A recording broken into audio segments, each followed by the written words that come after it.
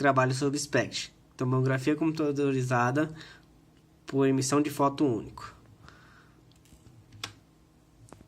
O equipamento de detecção é com 2 camadas ou mais. Lembrando que o aparelho tem que chegar o mais próximo possível, os detectores chegam o mais próximo possível do paciente, por causa da radiação. Tem 3 tipos de câmeras. Uma câmera única, que faz uma rotação de 360 graus, para detecção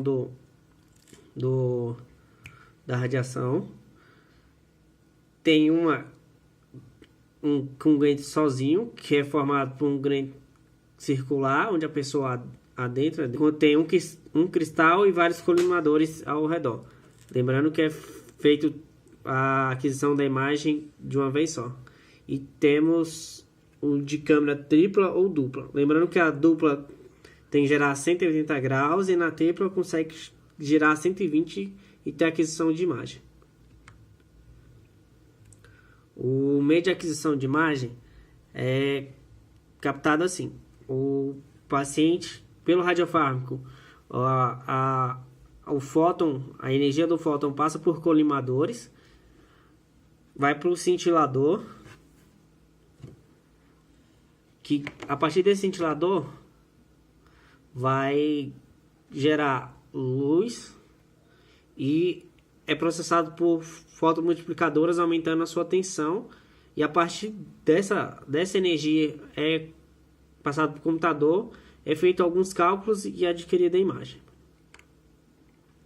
Falar sobre o pico de pulso de tensão Tecnésio 99. Em questão ao pico, é mostrado aqui o pico de tensão do tecnésio, o pico de fuga do iodo em comparação à radiação que pode ser produzida pela radiação que bate nos cristais, cintiladores e volta, ou adentra ao cristal. Essa é uma curva. E lembrando que essa energia aqui pode ser produzida, para a gente ter uma produção de imagem melhor, a gente faz o janelamento, que é o quê? É colocar o colimador e os detectores para ler uma específica quantidade de energia, que no caso do tecnésio é 140. Como o computador não lê 140 certinho, ele vai ler um pouco menos e um pouco mais para adquirir a imagem. Lembrando que pode ter outros efeitos e isso gera outros picos, por isso precisa de colimadores e um detector específico com esse janelamento, para ter uma imagem com melhor perfeição. Aí tem 2 tipos de aquisição: aquisição contínua e uma aquisição em pausa. Essa aquisição em pausa, ela faz a primeira imagem, espera um tempo e muda o ângulo, até fazer esse ângulo de 360, até fazer uma rotação inteira. E sendo que a aquisição contínua, ela vai girar mais lentamente até fazer a aquisição da imagem. Lembrando que essas imagens podem ter colimadores diferentes, sendo colimadores de maior resolução, que possuem furos menores e mais profundos. Então quer dizer que o quê? A espessura do colimador vai ser maior e os furos vão ser menores. Então vai ser uma grade praticamente com espessura mais grossa e espaçamento menor. Aí, sendo um método de colimador pinhole, sendo para pequenos órgãos mais específicos, como tireoide e coração. Aí tem colimadores divergentes, que são para órgãos maiores, em uma única aquisição, e o convergente, que são para órgãos menores, mas não tão específicos. A primeira doença que nós vamos falar é a doença de Graves. É uma doença autoimune, onde o corpo vai atacar as células da glândula tireoide, gerando uma anomalia no funcionamento das glândulas. E é uma das causas mais frequentes de hipertireoidismo. O radioisótopo usado é o iodo 123. Ele tem decaimento por captura eletrônica, é produzido em ciclotron, tem a energia fóton de 159 keV e o tempo de meia-vida é de 13 horas e 2 minutos.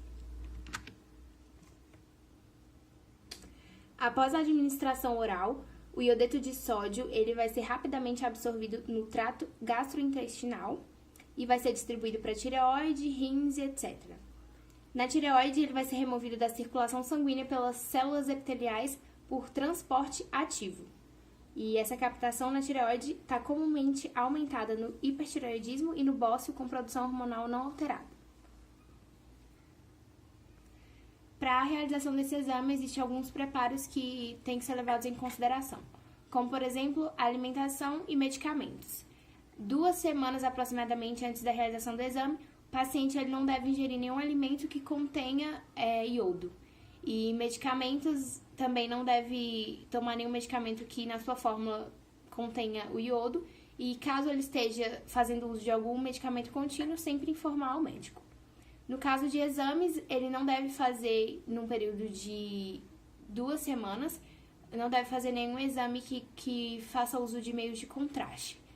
E no mês anterior ele não deve fazer uso de nenhum produto químico, como por exemplo tintura de cabelo ou esmalte muito forte.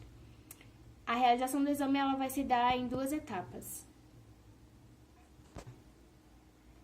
sendo que o paciente tem que estar com 4 horas prévias de jejum. A realização do exame ela vai se dar em 2 etapas. O paciente vai ingerir o iodo 123, que vai estar em formato de cápsulas, ou em sal, que vai ser dissolvido na água. E aí ele vai, caso o médico peça, ele vai fazer uma aquisição de imagem 2 horas após a ingestão do contraste. E aí, 24 horas após a ingestão do contraste, ele faz outra imagem. O sistema de metabolismo do iodo é comparado pela tabela aqui, a gente compara em 100% com 400. Aí a gente vai, o corpo humano utiliza só 80 desses 400 e 320 já vai direto para ser filtrado do iodo. Sendo que a tireoide vai usar 60% na produção dos hormônios e 60% em produção de hormônio e 20% já vai diretamente para os rins para ser filtrado. Aí depois disso, depois da produção, da utilização da célula, a célula vai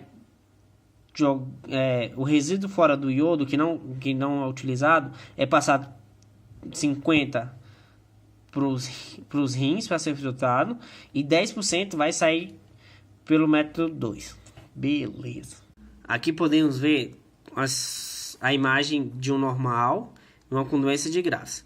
Em questão da imagem normal, pode-se ver que o corpo, a imagem está azulada ali, mais clara.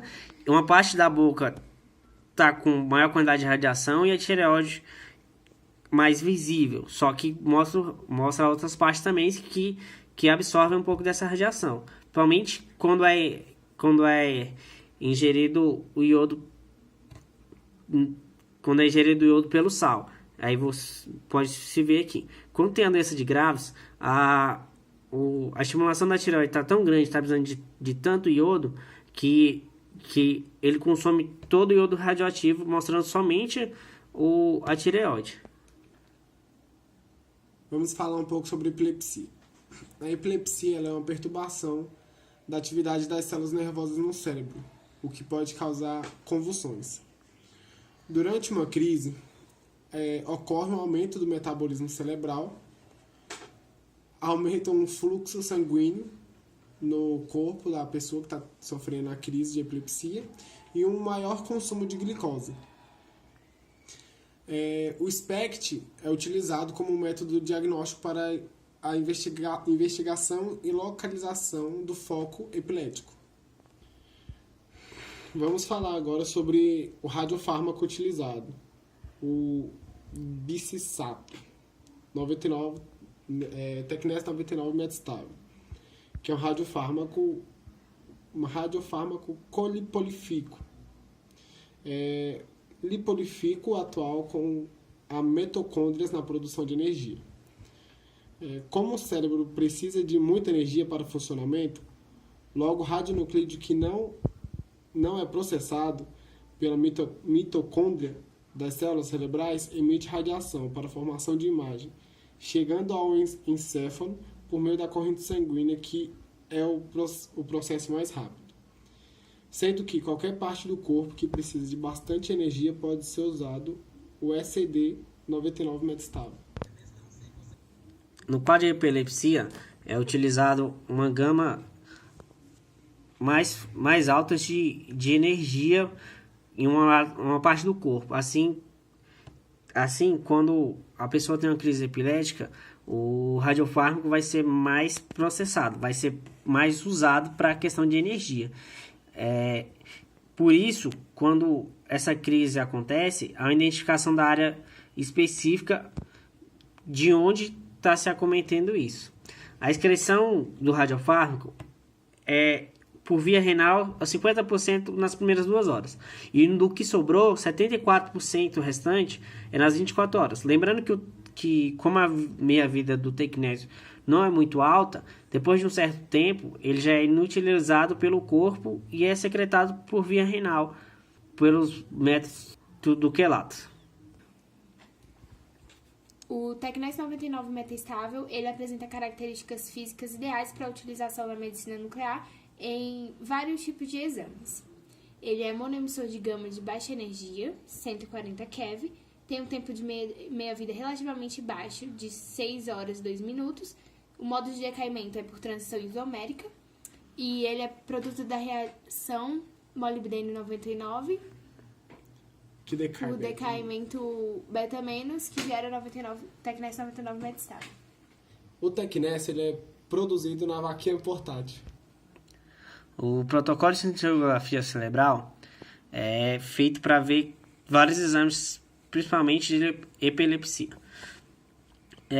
Não precisa ter um preparo anterior, precisa estar em repouso de 15 a 30 minutos na sala, calma, quer dizer que a pessoa tem que estar o mais calmo possível, sem nenhuma preocupação, para que não tenha efeito no exame. A realização do exame é feita 1 hora depois da aplicação, com tempo variando entre 40 a 60 minutos de exame para aquisição das imagens e para verificação também de estimulações do encéfalo. Beleza. 2 exames, o normal e com epilepsia. Em questão do normal, pode ver que a área tá toda aqui, essa área aqui, ela tá toda desenvolvida, a parte da frente e a parte de trás, com todo mostrando. Aqui na parte com epilepsia, mostra só a parte de trás e a parte da frente aqui do encéfalo quase não tá com estímulo, tá funcionando corretamente.